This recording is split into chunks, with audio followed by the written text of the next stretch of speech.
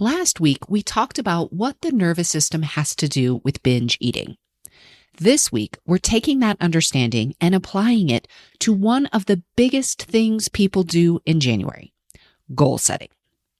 If you've ever set a goal and felt like you were fighting against yourself to achieve it, or found yourself setting the same goals year after year, this episode is going to show you why and what to do instead.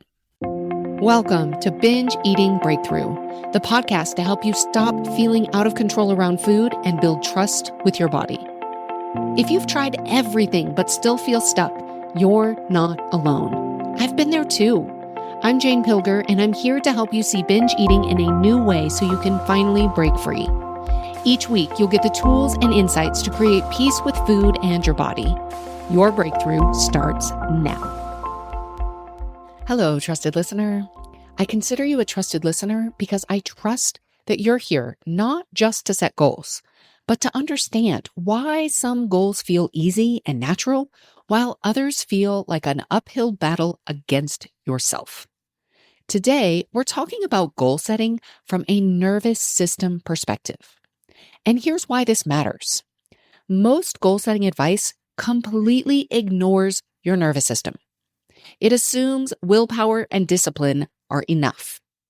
But when you understand the nervous system, like we talked about in last week's episode, you start to see why that approach fails so often. Now, before we go into this, if you have not yet listened to last week's episode about what the nervous system has to do with binge eating, and you don't have much familiarity with the nervous system, I recommend that you hit pause right now. Go back and listen to last week's episode, and then come and listen to this episode. Now, if you do know about the nervous system, then this episode, it will be fine for you to listen to. You'll just hear a couple of terms that I use that are unique for the way that I simplify talking about the nervous system, and I'll point those out to you. So back to goals. If your goal triggers your nervous system into a threat response, you are going to struggle. And it's not because you're not disciplined enough, but because your nervous system is designed to keep you safe. And sometimes it does that by keeping you exactly where you are, especially if it perceives that the changes required to reach your goals will be threatening or dangerous. So let me talk about why most goals fail, especially around food and your body. So we talked last week on the episode that when you're in home base is what I describe as the window of tolerance, that place in your nervous system where you are grounded. When you are there in home base, you have access to your prefrontal cortex, your thinking brain, your ability to make aligned decisions. However, when your nervous system perceives threat, you go into survival mode. You flip your lid. That prefrontal cortex is no longer the one making the decisions. You don't have access to it anymore. Your brain is now run by the amygdala, the survival part of your brain. So just knowing that and understanding that, now let's think about the goals that you've set in the past around food. Maybe they sound something like this. I'm going to stop binge eating. I'm going to lose weight. I'm going to eat perfectly healthy. I'm going to overhaul my diet. I'm going to never eat sugar again. I'm going to get all of these bad foods out of the house. What do all of these things have in common? They're focused on fixing a problem, getting away from something you don't want. And here's what your nervous system hears. There's a problem. There is something wrong. There is a threat, and we need to get away from it. When you set a goal rooted in the belief that something is wrong with you, that something needs to be fixed, you are activating your threat response. You're moving yourself out of home base. And from that place, you don't have access to your best thinking or your ability to make aligned decisions. You are in survival mode. And this is why goals around food and body often feel like a battle, because they are. You are fighting against your own nervous system. Now, there's another reason goals fail from a nervous system perspective. Familiarity equals safety. Your nervous system knows how to keep you safe where you are right now. It knows the patterns, the routines, and what to expect. But when you set a goal requiring significant change, your nervous system doesn't know how to keep you safe in that new version. So it keeps pulling you back to what's familiar. Not because you're sabotaging yourself, but because your nervous system is doing its job. This is why big, crazy, big, significant changes are often very threatening to the nervous system. Now, this doesn't mean that you can't change. It means you need to approach goal setting in a way that works with your nervous system instead of against it. So I'm going to share with you a completely different approach to goal setting. This is what I teach inside Cultivate, and it's based on something called true goals. We just did in Cultivate, we did a 90-minute workshop on January 1st, all about true goals. It has been so powerful. All of the members are setting their goals. We're writing them down. And what's been so fun is the members are like, wow, I have never seen this type of approach before. This feels so different. I can feel the difference in my body. And I wanted to share at least some of it. I can't get into all of the details with you, but I'm going to give you the basics so that you can practice, try this on for yourself. True goal. A true goal is not about fixing a problem. A true goal is not about getting away from something you don't want. A true goal is about moving forward, moving toward something that you would love, something that lights you up, something that you want for no other reason other than you would love to have it. A true goal is like an end result, what you really want to create for yourself. And the format is simple. I choose ... And that ... is the end result you want to create in your life. So for example, I choose to feel calm, connected, and confident with food. Or I choose to trust myself. I choose inner peace. I choose to experience freedom and ease around food. I choose to be a peaceful eater. Notice the difference in energy. When you say, I choose to feel calm, connected, and confident with food, how does that land in your body? Now, compare that to, I'm going to stop binge eating. The first one feels like expansion, like possibility, like something you're moving toward. The second feels like constriction, like something you're trying to get away from. This isn't just about positive thinking.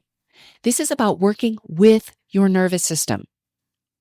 When you set a goal that's about creating something you want, about moving toward something that feels good, your nervous system doesn't hear threat.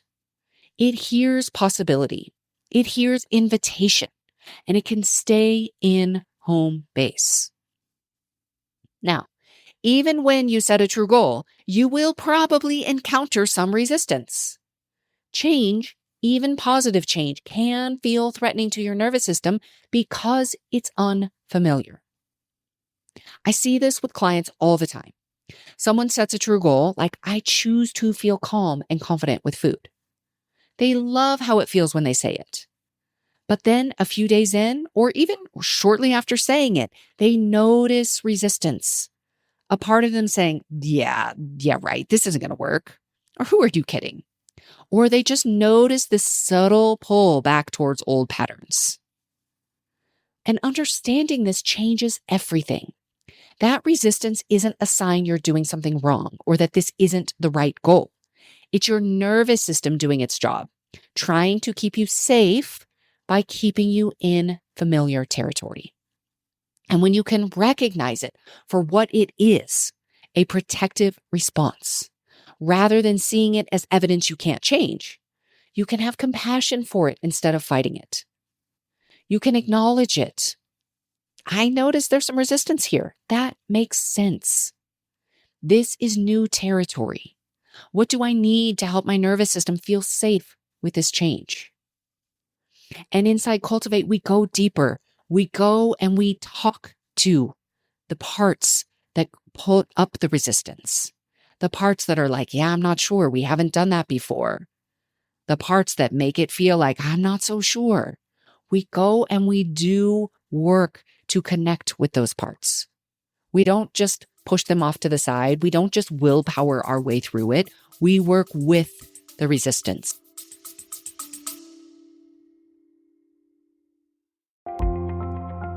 I'm popping in to invite you to join me inside the gathering. It's a monthly space where you can stop trying to fix yourself and start learning to listen to yourself. One powerful guided experience each month to rebuild self-trust from the inside out. The first session is January 21st, and if you join by the 20th, you'll lock in a founding member rate. Learn more at janepilger.com/gather.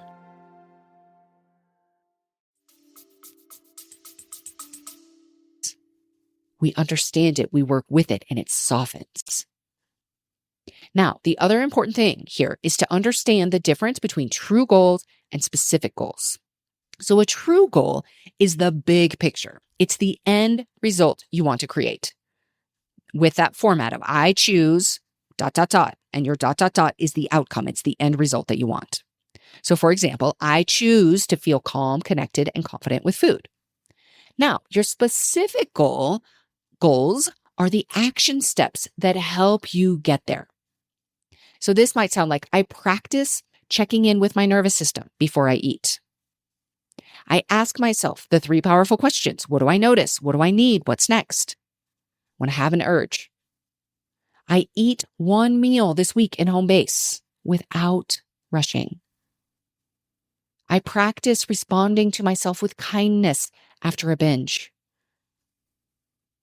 You need both. You need the true goal. The true goal gives you direction. It pulls you forward. It reminds you what you're creating and why it matters. And the specific goals give you concrete practices that help your nervous system feel safe with the change you're creating. They are the how that makes the true goal achievable. So the mistake that people make is either setting only specific goals, which just feels like tasks without purpose, a to-do list you're supposed to follow, or only having a true goal without action steps, which just kind of feels unclear, maybe even a little overwhelming. You know you want it, but you have no idea how to get there. When you have both, the specific goals don't feel like obligations. They feel like choices you are making towards something you actually want. And choice is the key in all of this. That's why we start the sentence with I choose for your true goal. And then the specific goals, we choose what specific goals we want to take, knowing that if I do these things consistently, I will be closer toward that end result than I am right now. So let me give you a concrete example. Let's say your true goal is I choose to experience freedom and ease around food. If you approach this with rigid rules, no eating after 7, no sugar, track everything, your nervous system will eventually rebel because restriction signals threat. But if your specific goals are supportive practices, noticing your nervous system state before eating, asking yourself the 3 powerful questions, eating your meal at home base, they don't feel like restriction. They feel like care. Maybe it's getting curious, becoming, and we have somebody inside Cultivate who's becoming a scientist of their hunger. You're really getting curious. What does it feel like? What is hunger like for me? Then your nervous system can stay regulated while you build toward that true goal. And over time, through consistency and self-compassion, these new patterns become more automatic. And that is sustainable change, not through force or willpower, but by working with your nervous system. We're also working with the parts, with the resistance that comes up along the way. We're not forcing ourselves through it. Now, one more thing. True goals should feel good when you say them out loud. They should feel expansive, like something you want to lean into. And if a goal feels heavy or like I have to, I should, that's information. Look at how you can reframe it from an away from goal. I'm trying to get away from this thing I don't want. Move it into a toward goal. I'm moving towards this thing I really want to have. So I want to stop binge eating is something I'm trying to get away from. It becomes I choose to be a peaceful eater, or I choose to trust myself around food. Feel the difference? That is your nervous system responding. And when you set goals that work with your nervous system, when you build from creating rather than fixing, you don't just achieve your goals, you become someone different. You expand your capacity. You build trust with yourself. And that trust is what sustainable change is actually built on. And this is the work we do inside Cultivate. We set true goals that light you up, that pull you forward, that work with your nervous system instead of against it. And then we break them down into specific goals, concrete practices that help you build toward that bigger vision. We create a framework for sustainable change so you're not fighting against yourself, but building something you actually want, one small practice at a time.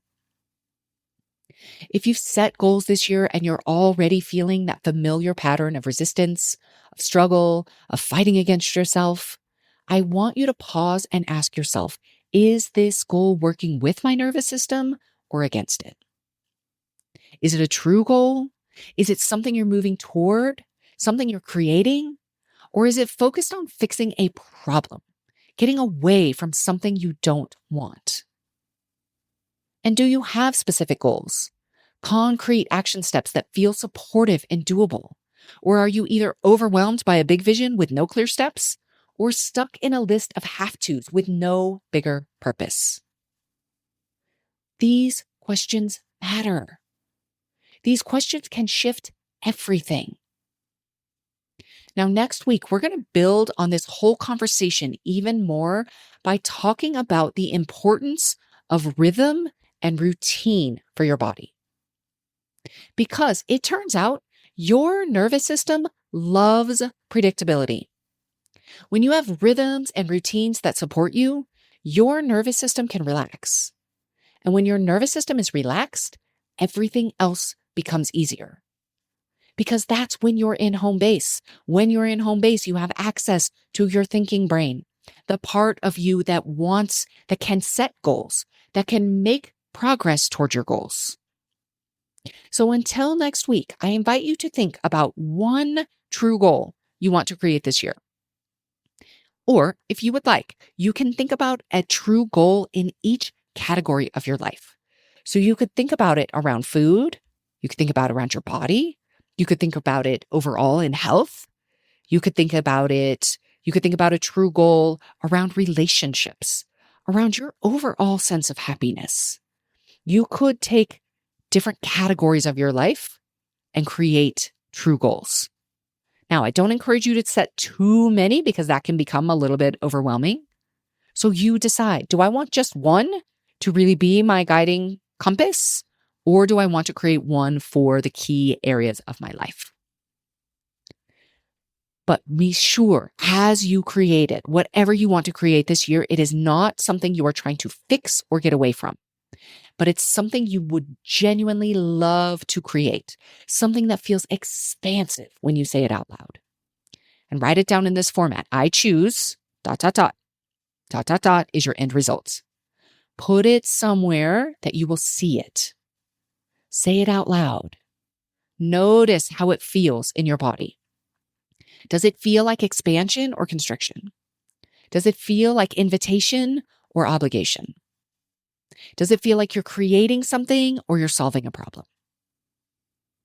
And once you have a true goal that feels expansive, that feels like you're creating something, it's like, yes, this is what I want for myself. Then think about 1 or 2 specific goals, small concrete practices that would support you in building toward that true goal. Not a whole list of rules or requirements, just 1 or 2 practices you could experiment with this week that if you do consistently, you will get closer to that end result, true goal, than you are right now. The key is starting small. Don't try to overhaul everything at once. Your nervous system needs time to adjust to change, even positive change. Pick one practice that feels doable and supportive and start there. Remember, you are not forcing change. You're creating it, one choice at a time, with your nervous system as your ally and not your enemy. That's what I have for you today. I'll see you next week. If you know you want to rebuild self-trust, if you know you want to stop looking outside yourself for answers and start listening to the part of you that already knows what you need, but you can't seem to do it on your own, I want to invite you to join me in The Gathering. It's a monthly space where you can reconnect with yourself and rebuild trust from the inside out. Learn more at janepilger.com/gather.